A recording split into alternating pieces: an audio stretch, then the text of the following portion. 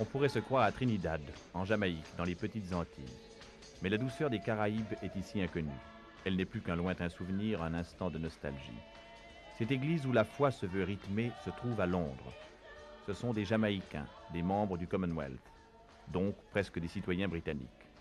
Et pourtant, ils sont loin d'avoir dans la réalité droit aux mêmes privilèges que les sujets de Sa Gracieuse Majesté. Quand en 1948, le premier paquebot d'immigrants des Indes occidentales jeta l'ancre dans un port d'Angleterre, personne ne songea à s'en préoccuper.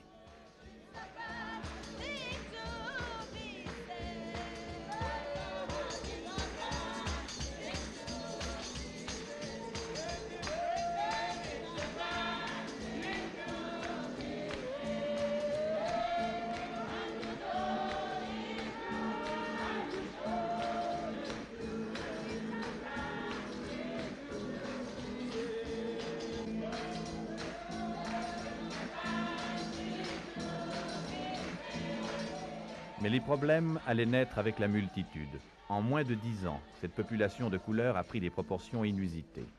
Ils sont près de 500 000 Jamaïcains, près de 200 000 Indiens, 100 000 Pakistanais, auxquels s'ajoutent quelques 125 000 ressortissants de Hong Kong, de Ceylan, de Malaisie.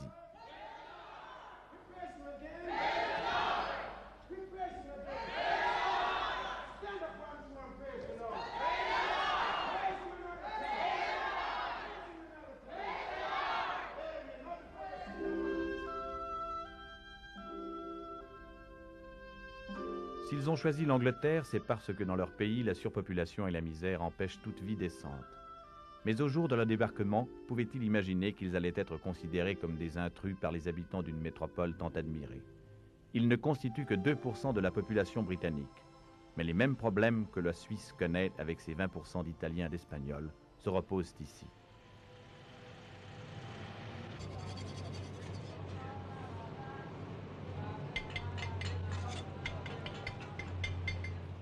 Ils sont venus tenter leur chance, ils sont venus également parce que l'Angleterre avait besoin d'eux. Le Suisse peut aisément comprendre ce phénomène qui consiste à confier à autrui les travaux les plus durs, les plus ingrats. C'est ainsi que dans l'île d'Élisabeth II, les ouvriers de couleur sont devenus manœuvres sur les chantiers de construction, dans la métallurgie, dans l'industrie du textile.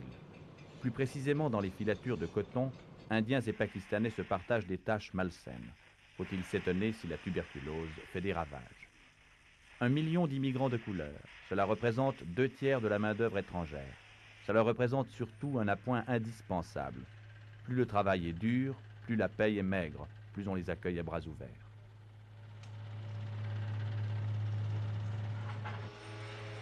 Un exemple, cet Indien. Son travail consiste à surveiller la bonne marche d'une bétonneuse. Et pourtant, il est licencié en lettres. Son drame est double. Il n'y a pas de place pour lui dans l'enseignement britannique. Et il gagne davantage en moulant ici des conduites en béton qu'en pratiquant en Inde son métier de professeur.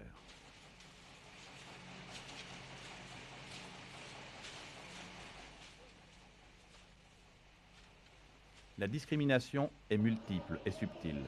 Au tapis roulant de l'industrie alimentaire, les femmes de couleur sont nombreuses. Personne ne songerait à protester contre le recours à des mains noires.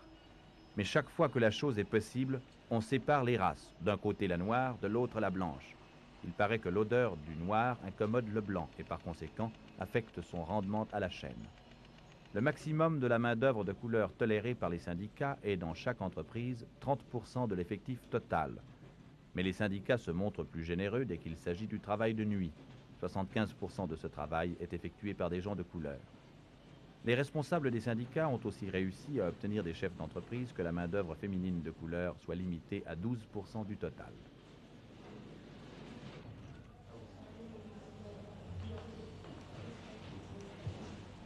Il est un domaine où nul ne conteste aux gens de couleur le droit à une fonction privilégiée, la médecine.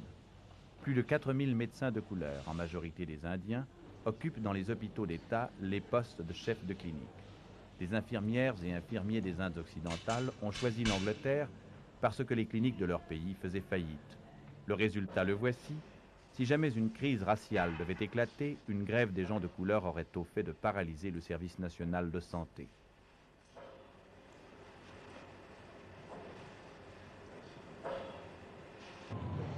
Londres serait prise de panique si brusquement hommes et femmes de couleur décidaient de partir. 2 tiers des employés des transports publics étant jamaïcains, les bus ne circuleraient plus, le métro s'arrêterait, le courrier cesserait d'être distribué.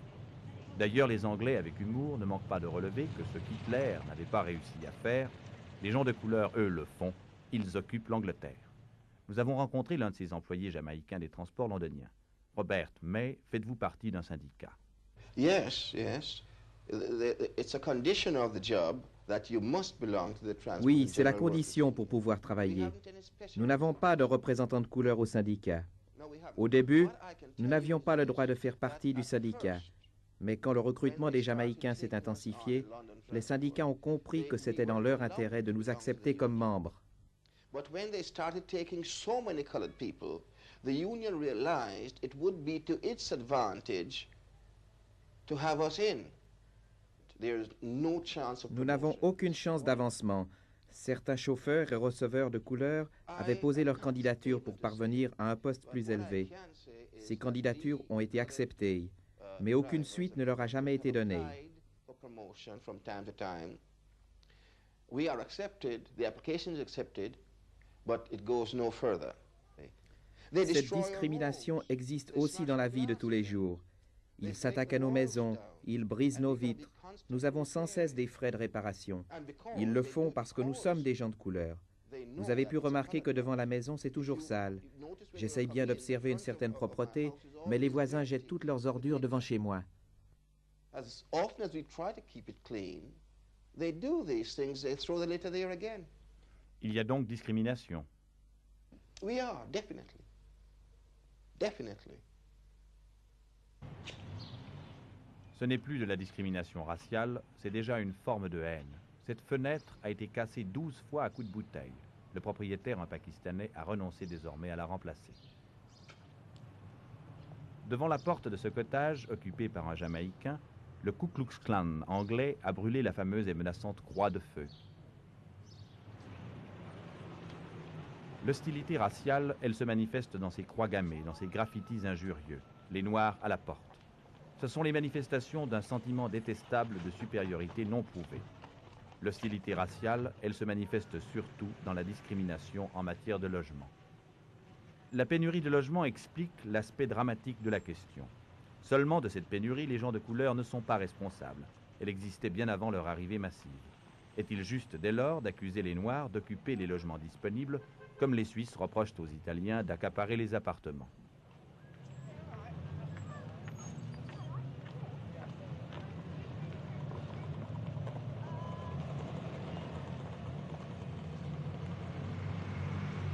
La situation est dramatique, parce que les quartiers décents sont interdits aux gens de couleur.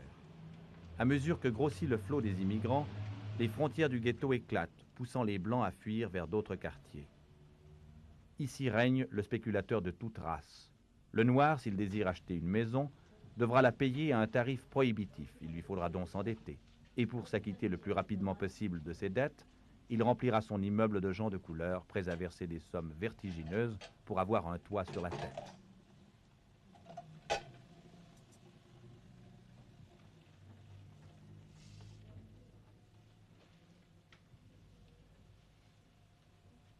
Une cave humide entre la buanderie et l'appareillage électrique. 2 adultes et 2 enfants habitent dans ce trou sans fenêtre, sans eau courante, qu'ils louent 150 francs par mois.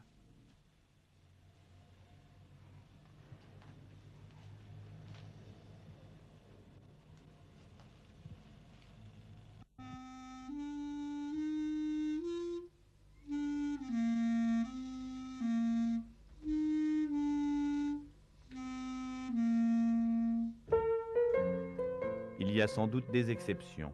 Le logement ici est décent. Le père électricien a pu acheter un appartement pour sa famille. Mais à quel prix?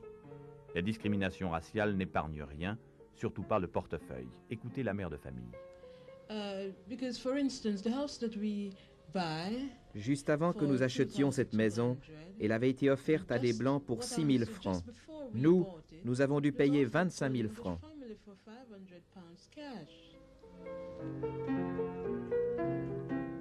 Pourtant, des solutions doivent exister qui permettraient sinon d'éviter, du moins de soulager cette misère. Un sociologue anglais, depuis 3 ans, poursuit une enquête avec le souci, précisément, de trouver une solution acceptable. il faut absolument discriminer en faveur des Noirs, des gens de couleur, si, pour les disperser de ces centres de concentration, il y a un minimum de concentration qui correspond à des besoins des immigrants.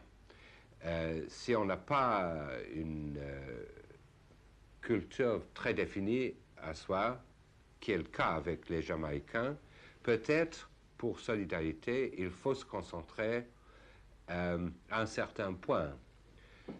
Si on est hindou ou sikh, on a son temple, on a un centre, on peut se disperser beaucoup plus parce qu'on est sûr d'avoir un centre culturel. Mais avec les Jamaïcains, peut-être dans la première génération, il ne faut pas trop disperser. Mais si on ne disperse pas à un tel point, on aura certainement des ghettos.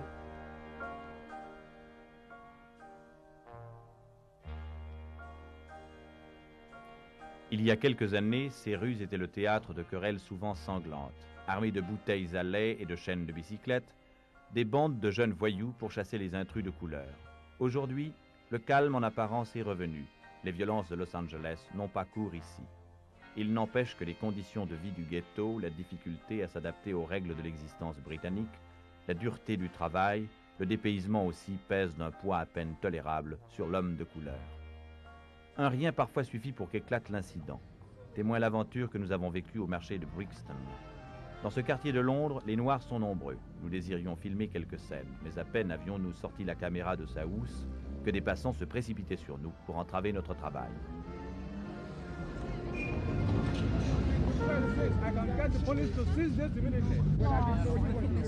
You must go away immediately. Go away immediately. Why are you trying to cause an argument? No, it's not an argument. It's trespassing on my personal freedom. No. Do you don't know English law? Do you know? Fort de cette expérience, il ne restait plus à André Gazu qu'à prendre sa caméra sous le bras et à filmer à la sauvette. Mais nous n'étions pas au bout de nos peines. Dans le bar, la caution d'un ami jamaïcain n'empêche pas les consommateurs de nous prendre à partie.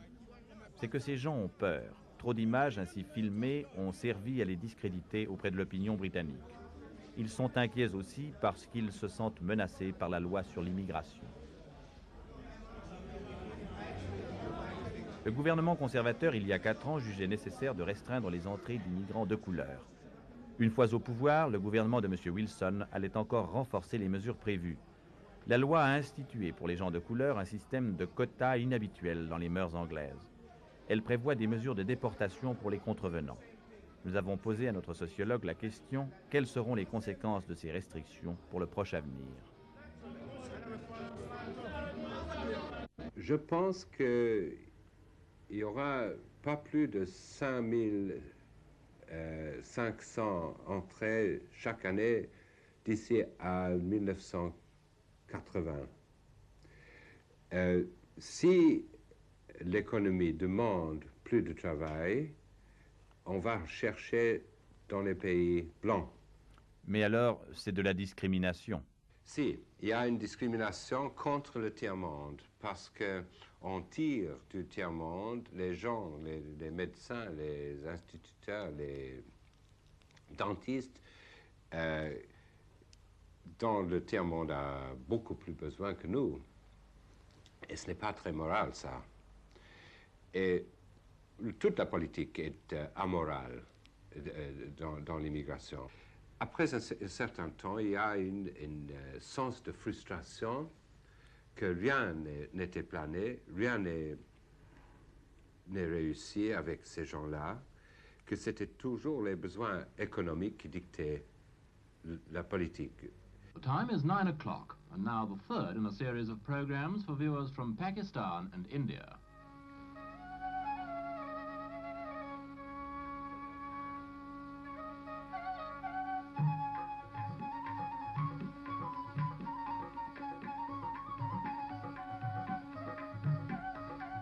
Il convient de disperser les gens de couleur à travers toute l'Angleterre. Il convient surtout de les assimiler. Des efforts dans ce domaine sont faits par l'État d'abord, par des organisations civiles ou religieuses aussi. Seulement, ces efforts restent dérisoires par rapport à l'ampleur de la tâche. La BBC, de son côté, a institué un programme régulier en langue hindi, qui n'est pas sans rappeler le Una Hora per Voi de la télévision suisse. C'est dire que des problèmes très concrets sont abordés pour aider Indiens et Pakistanais à assimiler les coutumes anglaises. Des conseils sont ainsi donnés sur la nourriture et les produits alimentaires.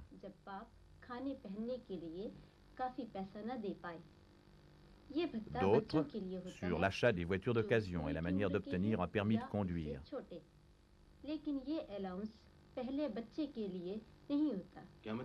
D'autres encore sur les allocations familiales auxquelles chaque famille a droit.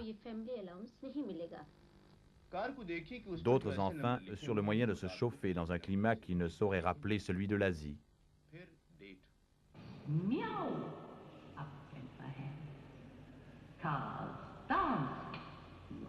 Mais c'est à l'école assurément que la meilleure bataille contre la discrimination raciale est livrée. Devant le poste de télévision et son programme scolaire, tous les élèves sont égaux, qu'ils soient blancs ou noirs. Sans doute, les enfants d'immigrants constituent-ils un handicap pour les programmes réguliers d'enseignement. Nombreux sont ceux qui, dans les premières classes, ne parlent que peu l'anglais, voire pas du tout. Et si l'on pense que certains de ces enfants de couleur ont des parents analphabètes, on peut mesurer la difficulté de la tâche des enseignants.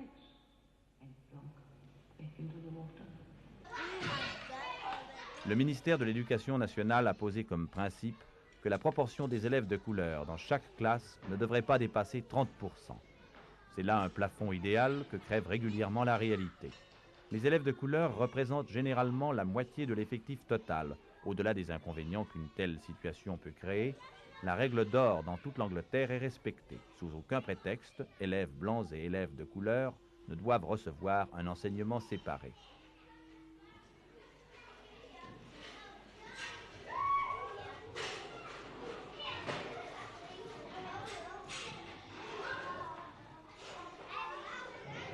Regardez cette famille pakistanaise. Les parents continuent à respecter les coutumes vestimentaires de leur pays. Les enfants, eux, ressemblent à n'importe quel collégien anglais. Le fossé se creuse entre les générations. Quand le reporter veut interroger une vieille indienne, le petit-fils de cette femme sert d'interprète. On apprend alors que, ne parlant pas l'anglais, elle n'a jamais pénétré dans un magasin londonien.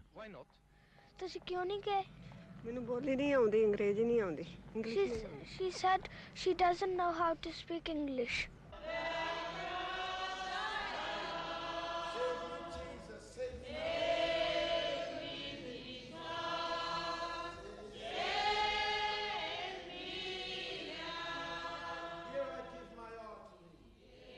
Assimilation, certes, mais suffit-il d'être baptisé, puis plus tard de bénéficier de l'éducation commune pour se sentir citoyen d'un pays, pour oublier et faire oublier la couleur de sa peau?